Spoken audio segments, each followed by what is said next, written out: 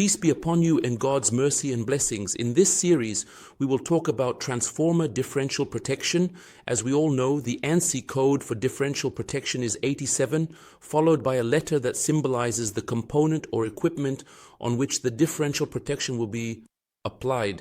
In our case, the equipment is the transformer, so our ANSI code is 87T.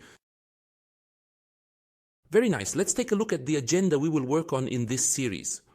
First, we will start with the differential protection, the 87 in general, and we will talk about the Merz price configuration because we want to understand the differential from the basics or from the beginning of the electromechanical relay and how they were able to develop the concept of differential protection. Of course, as we all know, there were a large number of issues that were solved or addressed through solutions, and this is the second step that we will explain, God willing, very good. And then after that, we have talked about it in general, but here we have a set of considerations or a set of factors that must be taken into account when we are doing our configuration or setup. And we are at the stage of achieving different interactions. After that, we will move on to see how it is done or how it takes place, and we will not talk about it specifically, but we will discuss in general how the idea transformed from one thing to another, which is always, let's say simply, what it means, and the style, and the mother, and so on.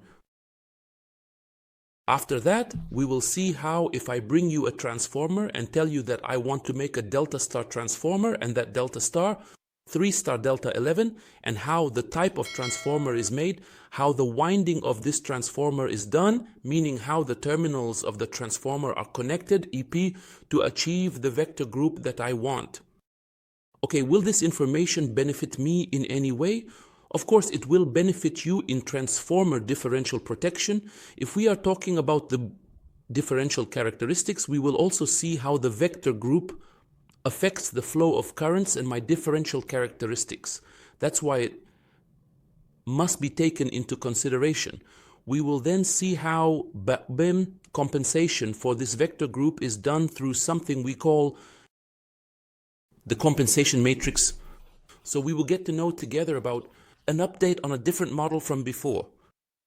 We will then go and take an example of one of the transformers and generally look at its general equation for calculating the currents that will be placed in the LE. After that, we will see together, this is a slightly advanced step, that regardless of the relay doing this automatically, let's see together how we can deduce this compensation matrix with a set of geometry diagrams and an understanding of the vectors related to the currents, and see how we can ultimately deduce this matrix that the relay works with in the end. After that, we will move on to the protection relays themselves and start talking about the different manufacturers. We will look at the Siemens relays, ABB, SEL, and GE MECOM. I will also guide you through the testing methods for the protections present in these relays. Okay, to test, we have two methods. Either you sit and do some work to be able to test this, or through the setup we have for the group of different manufacturers. But this requires you to know how to work with it.